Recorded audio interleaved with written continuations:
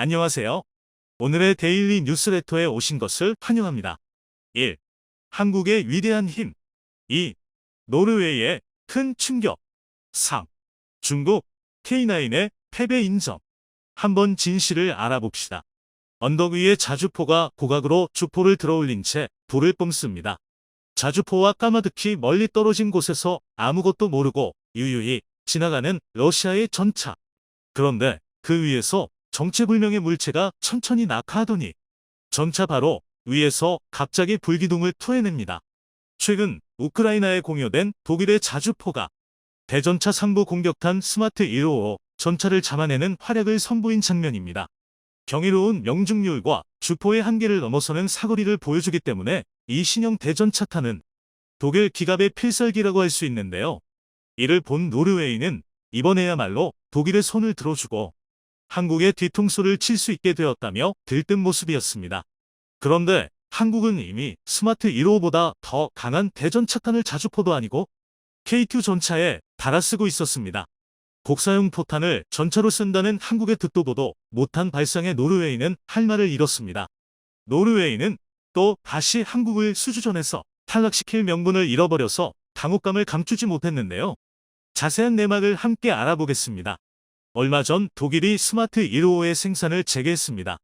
2조 6천억 원 규모의 노르웨이 전차 사업에서 확실한 승기를 쥐기 위함으로 해석되는데요.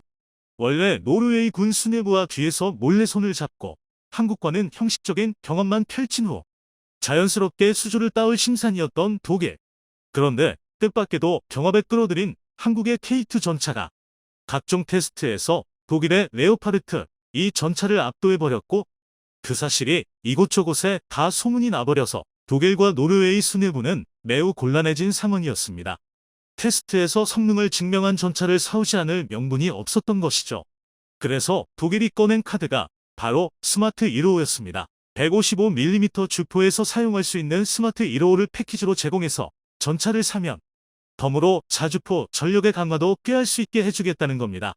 스마트 155가 우크라이나에서 맹활약하는 것은 널리 알려진 바. 노르웨이는 이대로 독일을 이기게 해주면 당초의 목적은 완수할 수 있었습니다.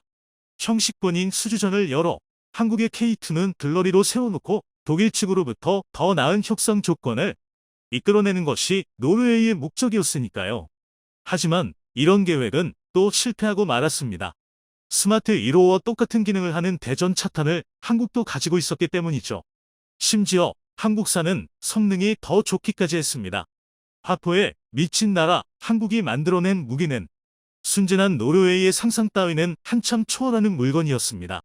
한국이 스마트 155의 역할을 위해 만든 무기의 명칭은 크스탐입니다. 코리아 스마트 탑 어택 뮤니션의 약자로 스마트탄의 대표주자 M982 엑스칼리버를 모델로 한 크스탐 1과 스마트 155를 모델로 한 크스탐 2가 있습니다. 크스탐 1의 경우 GPS를 이용한 종말 유도 기능이 탑재되어 있어 발사 후에도 고개를 까딱까딱 움직이면서 목표물을 향해 경로를 꺾는 것이 특징입니다. 이를 통해서 활강 유도, 정밀 유도, 전차의 상부 공격, 심지어는 정찰까지 수행할 수 있죠. 이 크스탐 1은 155mm 규격으로 즉 K9 자주포로 운용하는 것을 전제하고 개발되었습니다. 그런데 진짜 기상천외한 것은 크스탐 2입니다. 기본적으로 스마트 155가 수행하는 역할은 똑같이 수행할 수 있는데 크스탐 2는 120mm 규격에서도 사용할 수 있습니다. 즉 K2 흑표 전차로 쏘는 것을 전제하고 만들었다는 것입니다. 전차의 주포는 자주포의 주포와는 완전히 결이 다릅니다. 자주포는 한자리에 박멸하고 수십 킬로미터에 달하는 장거리 포격을 위한 곡사를 하는 것이 기본이죠. 하지만 전차는 10km 이내에 비교적 가까운 거리에서 전투를 수행하므로 목표물을 직접 노려 직사를 합니다. 어느 정도 주포를 들어올릴 수는 있지만 자주포처럼 거의 수직까지 고각으로 올릴 수는 없고 보통은 그럴 필요도 거의 없죠. 그런데 K2 흑표는 어떻게 하겠다는 것인지는 몰라도 전차용 120mm 주포로 스마트 155의 역할을 하는 포탄을 쏜다는 것입니다. 스마트 155와 크스탐 2의 작동 방식 자체는 동일합니다. 주포를 통해 포물선을 그리는 탄두로 쏘아 올리면 최대 고도에 도달하기 전에 탄두가 분리되어 내부의 자탄이 빠져나옵니다. 이 자탄은 소형 낙하산을 타고 천천히 낙하하는데 그동안 레이더와 적외선 센서를 통해 지속적으로 지상의 목표물을 탐색하죠. 그리고 바닥에 닿기 전에 목표물을 포착하면 해당 방향을 정확히 조준해 장갑이 얇은 뚜껑에다 성형 작약탄을 꽂아 놓습니다. 이 일련의 과정을 효과적으로 수행하려면 고각 사격으로 큰 포물선을 그려서 낙하 시간을 많이 벌어줘야 합니다.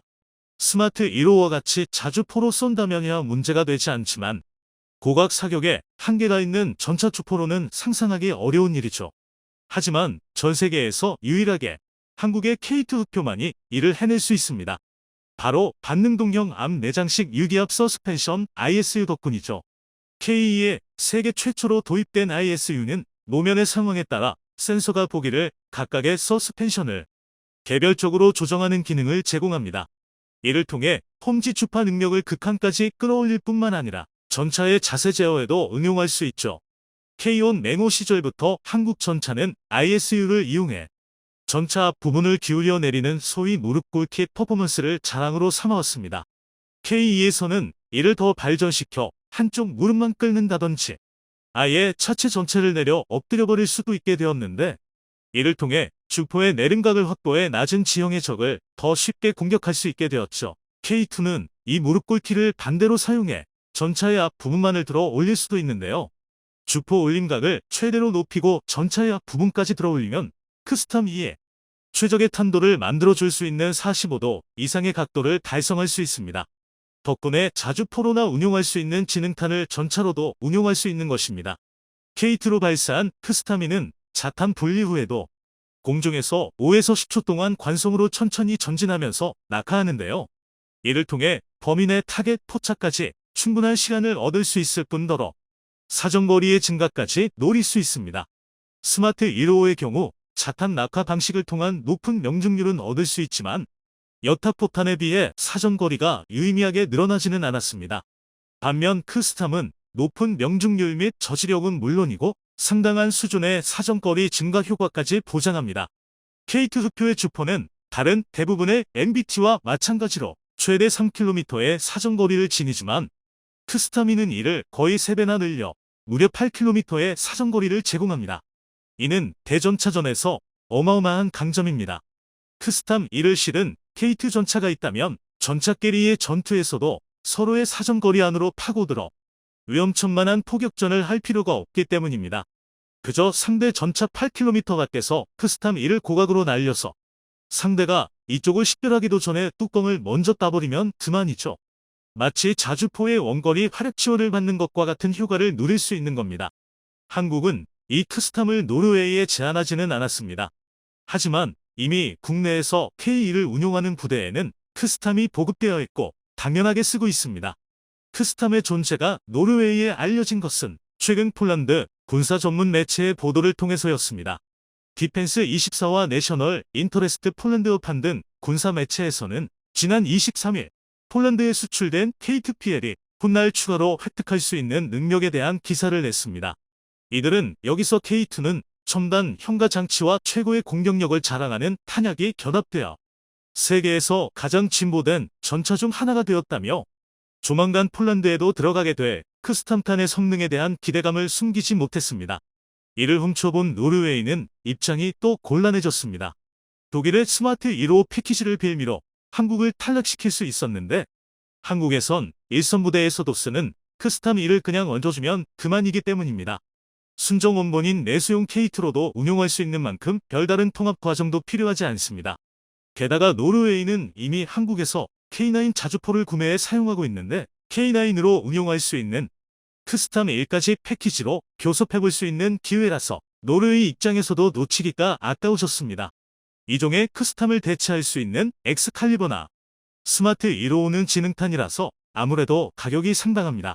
그나마 스마트 155는 보기리 패키지로 제공하면 값싸게 들여올 수 있지만 엑스칼리버의 경우에는 꼼짝없이 제값을 다 주고 사와야 하죠.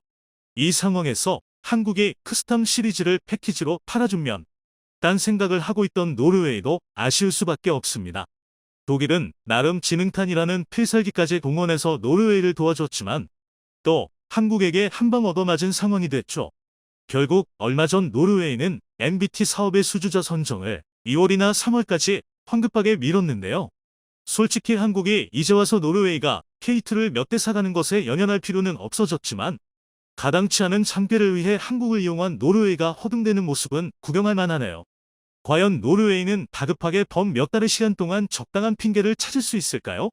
이쯤 되면 그냥 K2를 구매해가는 게 현명할 것 같은데요. 노르웨이 MBT 사업의 마무리가 어떻게 지어질지 기대됩니다. 최근 한국의 무기 수출이 폭발적으로 증가하면서 올해 100억 달러를 뛰어넘을 것이다. 한국의 무기 수출이 최근 5년간 약 176%가 증가해 국제 무기 시장에서 2.8%의 점유율을 차지하며 세계 8위에 올랐고, 이런 한국의 방산 수출 호조는 연말까지 이어져 연간 수출액이 100억 달러를 돌파할 것으로 내다봤습니다. 우리나라의 방산 수출이 호조를 이루기 시작할 때부터 중국의 전문가들과 언론들은 한결같이 한국의 무기 수출을 폄하하기 바빴습니다. 한국은 기술 이전을 해줍니다. 그냥 전체를 조립하는 기술 이전을 해주는 것이지 무기의 원천 기술을 말하는 것은 아닙니다. 한국은 원천 기술이 없으니까요. 그러니 전체를 조립하는 기술을 이전해주는 겁니다. 심지어는 조건 없이 이전해주기도 하고 생산 라인을 깔아주기도 합니다. 비록 한국은 대형 무기를 만드는 전체 생산 라인과 연구 제작 시스템, 그리고 개발 능력은 없지만 조립과 설계 제조 및 원가라는 장점은 분명히 갖고 있습니다. 저렇게 조립하는 것은 그냥 다른 사람의 부품과 기술을 가져와서 어찌됐든 만들어서 그 기술과 제품을 공급하면 그만이니까요. 그런데 우리나라가 작년부터 영국 육군의 기동화력 체계 MF 피자주포 획득 사업에 제안을 받으면서 영국 정부와 현지 방위 산업 관계자들로부터 주목을 받기 시작하자 중국이 바짝 긴장하고 있는 모양새입니다. MFP 사업은 기동화력 체계 증강 사업을 추진 중인 영국 정부가 자국의 노후화된 AS-90을 대체할 신형 자주포 116문을 제공할 목적으로 진행되며 그 금액만 무려 1조 원에 이르는 대규모 사업으로 2025년에 최종 사업자를 선정, 2027년 전력화를 목표로 하고 있습니다. 한화 디펜스는 작년에 영국 국방부가 주관하는 새 국제 방산 전시회에 참가해 첨단 지상 장비와 무인 방산 시스템을 선보이며 이미 눈도장을 찍은 바 있습니다. 그런데 이번 영국의 MFP 사업의 핵심 요건은 자동화 포탑의 탑재 여부입니다. 따라서 지금 사용하고 있는 K9의 개량형인 K9A1은 반자동 탄약장 전체계를 갖고 있기 때문에 우리는 이를 다시 개량한 K9A2를 가지고 영국을 접수하러 가게 됩니다. K9A2의 스펙을 보면 이보다 더 위대한 자주포는 당분간 나오지 않을 것이다 라는 말이 절로 나올 정도입니다. 기존의 K9A1의 탄약 운용 시스템은 반자동 또는 수동이었지만 K9A2에서는 탄약 장전 시스템을 완전 자동화해서 버튼 하나만으로 사격이 가능할 수 있도록 자동화했습니다. 즉 좌표만 입력하면 포신이 자동으로 작동되며 포탄과 장약도 자동으로 장전되게 되는데, 이를 통해 정지 상태에서는 30초 내에 사격이 가능하게 되며 이동 중에도 1분 안에 포탄을 쓸 수 있게 됩니다. 이렇게 자동 장전되는 완전 자동 장전 장치 덕분에 기존 5명의 승무원은 절반으로 줄어들게 되어 인력 감축의 이점까지 얻게 됩니다. 특히 중국의 온라인에서는 이 K9A2의 자동 장전 장치 영상에 기가 막히다는 반응들이 다수를 이루고 있는데요. K9 자주포 2차 성능 개량의 핵심 기술로 개발된 자동화 포탑입니다. 155mm 포탄과 새로 개발된 둔감화 장약이 동시에 자동으로 이동 및 장전되고 있습니다. 핵심 기술 개발 완료된 자동 하프탑에서 발사되는 장면입니다. 여기에 포탄 문용 장치를 유압식에서 전기식으로 바꿔 기존 분당 6발의 발사 속도를 9에서 10발로 증가시켰으며 현재 3분간 최대 18발을 발사할 수 있는 수준에서 3분간 최대 27발을 발사할 수 있게 업그레이드되며 여기에 사거리도 54km로 대목 늘어나 화력이 한층 더 강화되게 됩니다. 또한 기존의 포탄 위에 달린 K6 중기관총 운용을 수동에서 원격사 격동재책 RCWS로 개선되어 사수가 밖으로 나오지 않고도 내부에서 원격으로 통제하는 것이 가능해졌습니다. 게다가 복합 소재 고무궤도를 장착해 기동성 향상까지 얻게 되었습니다. 한화 디펜스는 방산의 본고장, 군수산업의 선진국인 영국을 제패하기 위해 지난 9월 레오나르도 영국법인 레오나르도 UK와 피어슨 엔지니어링 그리고 세계 최대 방산 기업인 록히드 마틴의 영국법 락히드 마틴 UK까지 공식 합류한 팀 선도를 이미 출범시켰습니다. 그리고 지난 30일 팀 선도는 트위터를 통해 오는 22일부터 23일까지 영국에서 열리는 DVD 포럼 2022 전시회 참가를 위해 K9A2가 영국에 도착했으며 한화 디펜스는 유럽 최초로 최신 K9 선더 자주포를 전시한다 라고 밝혔습니다. K9은 우리나라가 독자 기술로 개발한 자주포로 52구경장 자주포로는 독일에 이어 전 세계에서 두 번째로 개발한 한국을 대표하는 무기입니다.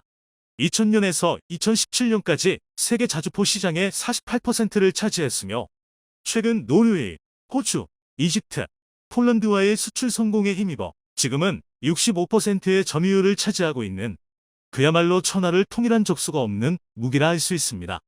이러니 올해 4월 중국의 한 군사 전문가는 인정할 것은 인정해야 한다는 이례적인 말을 하기도 했습니다. 최근 한국의 K9 선더의 판매가 심상치 않습니다. 터키, 인도, 이집트, 호주, 핀란드와 연달아 계약을 체결하는가 하면 이제는 서방 국가의 본진인 영국의 차세대 자주포 사업 입찰에 뛰어들었습니다. 세계가 한국의 K9을 차세대 자주포로 치켜 세우는 것에 대해 많은 이들이 떨떠름해합니다. 원인이야 다들 아시잖아요.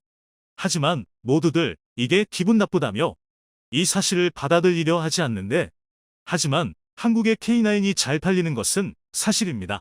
중국 언론들은 작년 6월부터 끊임없이 이번 한국의 영국 자주포 시장 공략과 관련한 뉴스를 내보내고 있습니다. 만약 우리가 이번에 방산 선진국인 영국을 뚫는다면 중국은 앞으로 한국산 무기를 비난할 명분을 잃게 될 것이며 영국의 자주포를 판다는 것 자체가 우리나라 무기의 우수성을 전 세계에 알리는 계기가 되면서 자연스럽게 자국의 무기와 비교가 되기 때문입니다. 일반 수출과는 달리 방위산업의 수출의 의미는 국가의 생존을 타국에 의지한다는 것이며 이는 국가 간 신뢰, 믿음이 최고점에 이르렀을 때 가능한 것으로 한국이 끊임없는 무기 수출을 통해 동유럽을 비롯한 유럽 국가들과 더욱 더 강한 동맹의 힘의 연대를 과시하는 것, 중국에게 좋은 점은 없기 때문입니다.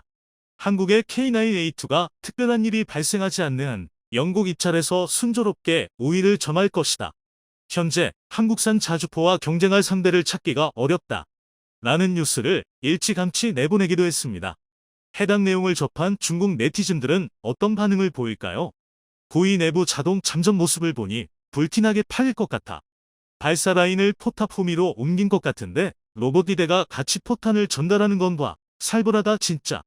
한국의 저 자동 잠전 장치를 보니 진짜 자주포가 온지 이제야 알겠어. 그럼 위에? 연필도 포병전에서 북한이 2차 대전 때나 쓰던 견인포도 이기지 못했는데 딱 봐도 지금 한국산과 경쟁할 서양의 자주포가 없어. 비교 자체가 의미 없다는 말이야. 저 자주포를 포함해서 한국산이 몸바를 것들이 있단 말이야. 배울 점이 있어. 정말 기가 막히네. 자동화가 장난 아니네. 가볍게 볼 물건이 아니야. 전쟁 터지면 저렇게 복잡하게 잠전하는 거 별로인데. 키보드 워리어들은 K9 봤으니 그래도 북한의 포트는 이기지 못한다고 또 떠들어야지. 장난 아니네. 하이레벨이야. 역시 세계 판매량 1위라서 그런가? 물건이네. 우리나라가 이번 영국의 MFP 사업에서 결실을 이뤄낸다면 방산 선진국 영국을 넘어 유럽 전역으로 진출할 수 있는 유리한 고지에 오를 수 있게 될 것입니다. 전 세계로 판매되는 우리나라의 이런 무기들이 전쟁이 발발한 곳이 아닌 전쟁을 막을 수 있는 유용한 도구로 사용되기를 바랍니다.